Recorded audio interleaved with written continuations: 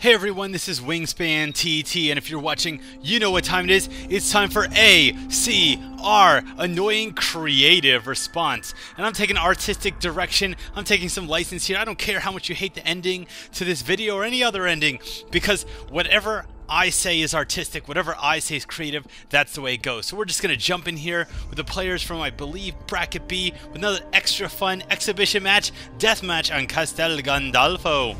We got Apocalypto, we got, what is this, like that Mel Gibson movie? Right off the bat, I screwed up. I was right next to my target. Didn't realize the cool killer there was the one that I had to kill. But this is a common mistake to make when playing Deathmatch, to not realize you're spawning right next to the person before you have the portraits, before you know if you have line of sight or not. Just walking real calm, don't want her to know. If she used the disguise, she doesn't need to know that I know who she is, but maybe she thinks she's going to get one off on me, but no. Cool killer, the only thing you're getting off on me is your blood on my dress. Unfortunately, the blood doesn't stain, but I guess I could give you away as a player persona. If your blood's got if your clothes eventually got stained with blood as you kill people. Here, just trailing this person, not my killer, not my pursuer. We have the propaganda somewhere coming up back here, the propaganda. I always like that name. I like to feel like not just any propaganda, this is like a specific propaganda. Propaganda thinks his pursuer is on him, but no, you're walking right into it. Bah! Right between the ribs. We're cooking up propaganda ribs tonight. Alright, some people like baby back ribs, pork ribs, propaganda ribs. That's my special. There was this kid who used to come over to my house a lot when I was a kid, and my grandma used to cook ribs. I always thought they were pretty gross, actually. I always thought her ribs were really gross, but he always used to say, like, oh, I love your grandma's ribs. Grandma, you should open your own rib store. Grandma's ribs. And we always used to laugh and be like, no, of course you shouldn't, Grandma. You should stay here and cook your ribs just for us. And while I'm distracted thinking about my grandmother's ribs, the propaganda decides he's going to take my life. He's a liar, but I see there's really no way to lie about it. It's like, hey, I'm your pursuer. Nice to meet you. I guess this is really the only time we're ever going to meet, because I am now going to end your heartbeat. Propaganda, once again my target up here. Now I was under the impression that it was possible that the this guy right here, he is my pursuer. He's trying to tell me, he's trying to act all like, oh no, I'm not your pursuer. I just don't believe it. See, he's edging the corner. I know it's him, so I'm going to charge him. He runs away from the charge, but it turns out I have another pursuer.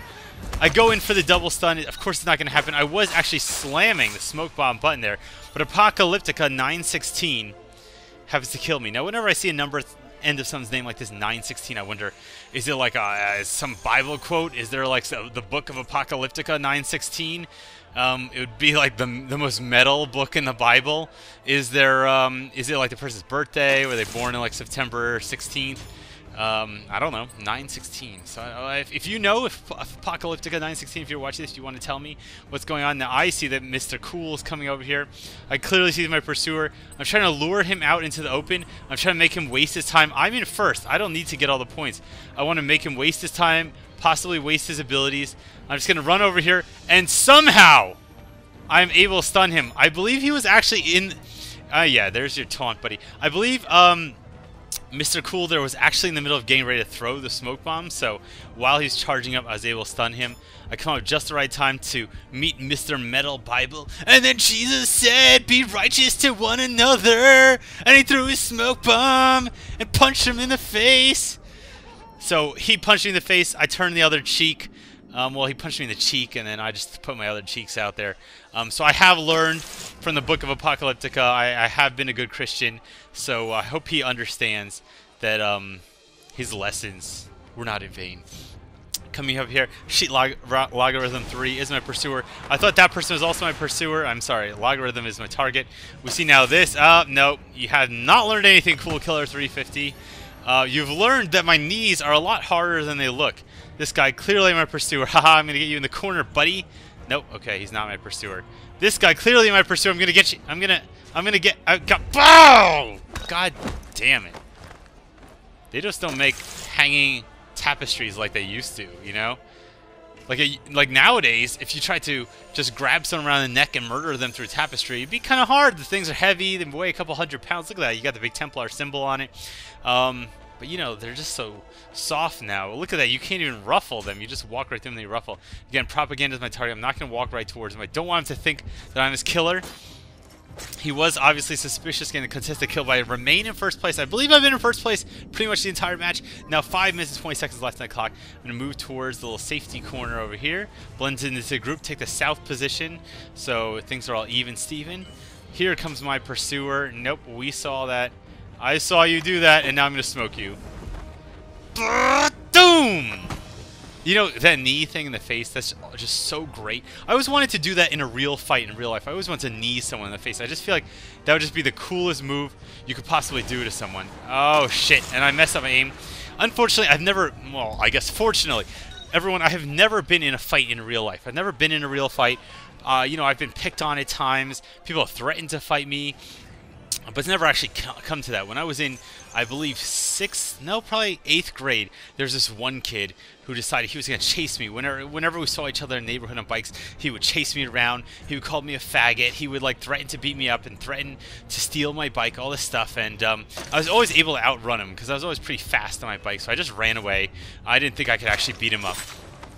And then one day, finally, you know, I had very bad allergies as a child, and thanks to the miracle of Flonase and Allegro, which is fexofenadrine, for anyone looking for the generic, if you'd like to pick up some fexofenadrine, now my allergies are better. But anyway, going back to the story, at the time, my allergies were terrible. Like, I would just get terrible wheezing and coughing, horrible post-nasal drip. Whenever it was spring, I was just falling apart. So one spring day, I was leisurely biking around, and this guy, this bully, he sees me on his bike, he chases me, he's chasing me, we're biking across the whole town, and I'm just getting winded, I'm getting so tired, and I just cannot run from him. I just realized there's no way I'm going to beat this guy. Finally, I just get off my bike, and I just kind of like hope. I just hope that he'll leave me alone, but he gets off his bike, comes to me like, oh, what's wrong, you sick faggot? Oh, you're tired? Huh, you little pansy? Oh, you're coughing, and I'm coughing and wheezing. I'm just saying to him, please leave me alone. I'm so tired. Oh, I'm just coughing. I'm coughing. He's like, what's wrong? And he punches me once in the stomach. Now, it wasn't hard enough to hurt that much. It wasn't hard enough to break anything, but it was hard enough to cause me to violently vomit all over his legs. So I basically puked all over the kid. Just on the spot, I'd blah all over his legs. And you know what? He started crying. He called me a faggot again, and then he just ran away. I mean, I puked all over his jeans, over his nice Reeboks. It was hilarious. I mean, at the time, I really thought he was just gonna like punch me in the face for puking on him. But I guess being covered in puke, huge deterrent from wanting to beat someone up. So guys, if you're ever in a fight and you can't knee someone in the face, you know, you don't think you're gonna win, I guess the pro move to do, the top tier tactic, is just puke all over their Reeboks. So there you go. That's a true life story right there. As little exaggeration as possible. And I see Cool Killer somewhere coming to view. Here we go. Oh, Cool Killer. Goodbye. I'm the Cool Killer now. But my life is taken here. Boom! With the propaganda coming from behind. I love that animation. In general, though, I would advise you, both in real life and on the internet, and just in general, in your workplace, don't get in fights. There's no real reason to get in fights. My father always used to have a saying. He says, if it's not going to end in bloodshed, it's not worth getting in a fight over. And I guess that always stuck with me. I don't know if it's totally true, but I guess his point was, unless it's something where, you know, you basically need to defend yourself, or it's a matter of life and death, or it's a matter of like protecting someone in extremely serious last-minute situation, like, are you really going to start some shit over something? You're going to throw down, you're going to like start like some complaints, or try to like get all, you know, you're going to start some workplace bullshit with someone over something that just doesn't matter at all. So basically, if it doesn't matter enough that someone's going to end up in the hospital, then it's not worth starting a fight over. So that's just a little life lesson from Mr. TT, from my father. Sheet Logarithm 3 taking my life with 1 minute and 16 left on the clock. I'm still in the lead. Pretty long cooldown still on both abilities. So just taking things slow. I have 3 pursuers. No reason to rush into things. Here's a little thing I like to call the dubstep dough. Step up in the thing and just dub him. I dub you the king of losing. Alright, I have no clue why that worked. I don't know if it's a glitch, if things looked like that on his screen. There's absolutely no reason that should have worked. Either he was completely unprepared, or I don't know. There's some secret thing where if you just hop up on a bookshelf for 1 second and then stun someone, then they always get stunned. Here, My double score goes into effect, so I take my other build with poison. I have a separate build that has poison that I use when double score goes into effect, so I can get even more points off a double score. But there's only 30 seconds left on the clock, so unless I can drop a poison, hopefully focus poison with the smoke in the next 30 seconds, it's not going to come up to anything. Cool Killer coming up here. I have no clue who my pursuers. Oh my god! Where was she hiding? Cheat logarithm just hiding behind the column back there. And the countdown going off with 9 seconds. Rude Onion in second place with 3650. The Propaganda in third place with 3500. And me, Wingspan TT, in first place. Bam! Dropping the smoke bomb. It's the end of the match.